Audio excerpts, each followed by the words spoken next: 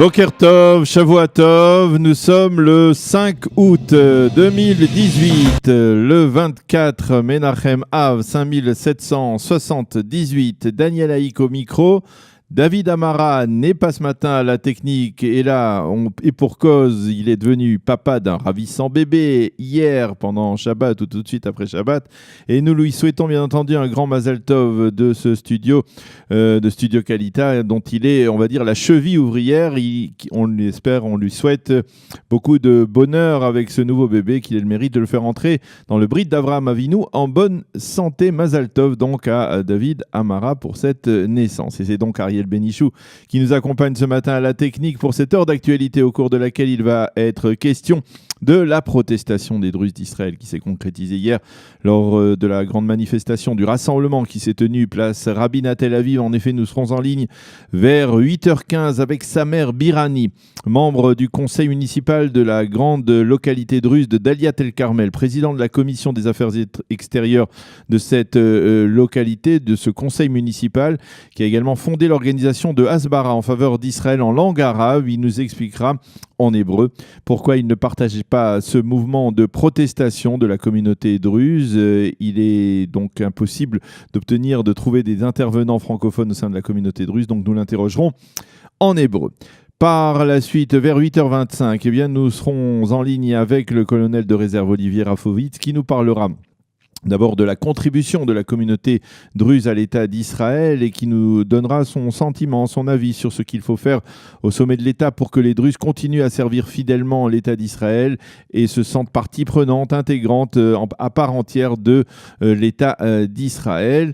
Nous parlerons également avec le colonel Rafovitz de la situation dans la bande de Gaza avec peut-être un accord en vue au cours des prochaines heures, peut-être des prochains jours, qui pourrait ramener la trêve sur cette région extrêmement tendue depuis plusieurs mois.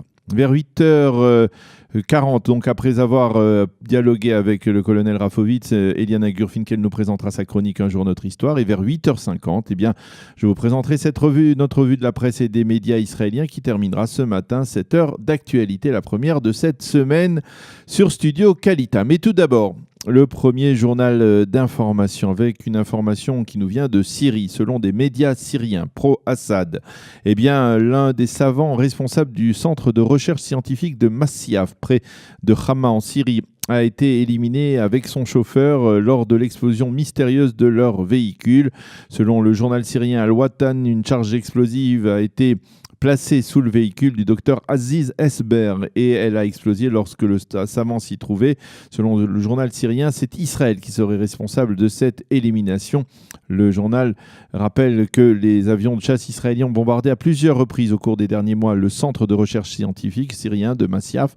Il semble que les forces de sécurité syriennes aient imposé un bouclage hermétique de la zone où le savant a été éliminé. Pour l'instant, il n'y a pas la moindre réaction, sans doute, du côté israélien à, en tout cas, ces accusations de la part de la presse syrienne. Déjà, dans la nuit de jeudi à vendredi, la télévision syrienne avait fait état de raids aériens qu'elle avait attribués à l'époque aussi à Israël, au cours desquels ces raids-là, des positions iraniennes de la région de Katma, à l'ouest de Damas, avait été bombardée. Dans la région qui a été attaquée apparemment donc par les avions israéliens se trouve la 10e division syrienne ainsi que des forces des gardiens de la révolution iranienne ainsi que des milices pro-iraniennes. Le cabinet restreint pour la sécurité nationale va débattre aujourd'hui des propositions égyptiennes et des propositions de l'ONU visant à un règlement de la crise à Gaza. Apparemment, il s'agit d'une réunion déterminante au cours de laquelle les dirigeants israéliens pourraient prendre une décision finale concernant cette crise.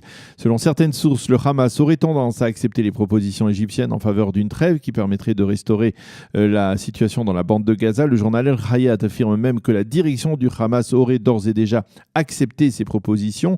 Cependant, les pourparlers entre les dirigeants du mouvement terroriste et les responsables égyptiens se poursuivent au Caire dans une atmosphère positive et ce dans le but de parvenir aussi à une réconciliation interpalestinienne entre le Hamas et le Fatah. Les experts considèrent que ces dernières tractations devraient aboutir soit à un accord avec Israël, soit à une explosion totale et peut-être alors à une opération militaire israélienne dans la bande de Gaza, opération qu'apparemment toujours ni les Israéliens ni le Hamas ne souhaitent véritablement.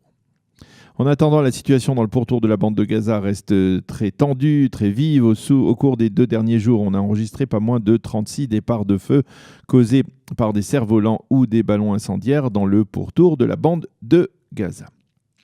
Toujours à propos de Gaza, la revue Foreign Policy américaine affirme que le gendre et conseiller spécial du président américain Donald Trump, Jared Kushner, œuvre actuellement afin tout simplement de fermer l'UNRWA, l'agence onusienne de l'ONU pour les réfugiés palestiniens. Kushner estime que l'agence complique les efforts de l'administration Trump pour parvenir à un règlement du conflit israélo-palestinien, et ce dans la mesure où elle entretient le mythe de 5,2 millions de réfugiés palestiniens, alors que les seuls réfugiés sont ceux qui ont dû quitter leur terre en 1948 et qu'il y en aurait, selon un récent rapport de l'administration américaine, pas plus de 40 000.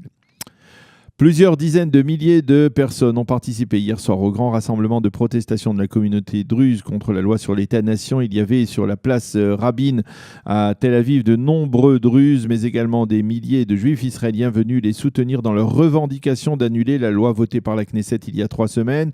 Le leader spirituel de la communauté druze, le cheikh Mouafak Tarif, a affirmé du haut de la tribune que personne ne pouvait donner des leçons à la communauté druze sur la notion de sacrifice pour la patrie. Les centaines de martyrs de notre communauté qui sont tombés pour la défense d'Israël le prouvent, a dit le cheikh Tarif, qui a déclaré également: nous continuerons à considérer l'État d'Israël comme l'État du peuple juif et nous nous identifierons toujours à la déclaration d'indépendance, mais aujourd'hui nous sentons que cet État nous considère comme des citoyens de seconde zone. Shakib Shahanan, un ancien député druze et le père du garde-frontière druze Kamil Shahanan, qui a été tué lors de l'attentat sur le mont du Temple l'an dernier, a déclaré lors de son intervention devant cette foule que lorsque la loi sur l'État-nation a été votée, il a compris qu'il était devenu un citoyen de seconde zone et que son fils était devenu, selon lui, un martyr de seconde zone. Yuval Diskin, l'ancien patron du Shin Bet, qui on le sait est toujours très critique envers le gouvernement de Binyamin Netanyahou, a déclaré hier qu'il était persuadé que l'État d'Israël devait être l'État-nation du peuple juif, mais il a rajouté qu'il était aussi persuadé que cet État devait être un modèle pour toutes les nations dans son attitude envers les minorités et les autres religions. Un mot de politique municipale. Le foyer juif de Naftali Bennett s'apprête à soutenir la candidature de Zeev Elkin à la mairie de Jérusalem. Le soutien officiel du foyer juif, s'il se confirme, sera d'une aide précieuse pour Zeev Elkin, qui est toujours ministre de l'Environnement et de Jérusalem et qui entend bien devenir maire de la capitale le 30 octobre prochain. En marge, de plus en plus d'estimations au sein de la classe politique israélienne font état d'une forte probabilité que la Knesset soit dissoute dès la rentrée parlementaire après les fêtes de Tishri.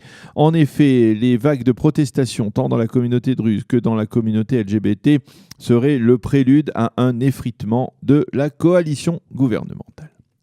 Et puis la météo pour terminer, le temps sera plus chaud et sec sur l'ensemble du territoire israélien. Il fera aujourd'hui 30 degrés à Jérusalem, 31 degrés à Tel Aviv et 40 degrés à Eilat. Voilà donc pour ce premier journal d'information sur Studio Kalita. Nous allons marquer une première pause musicale et on va se retrouver dans quelques instants avec notre invité, l'invité de la rédaction, Samer Yani, qui est druze, membre du conseil municipal de Daliat El Carmel. Nous parlerons avec lui en hébreu de ce mouvement de protestation de la communauté druze contre la loi sur l'État-nation.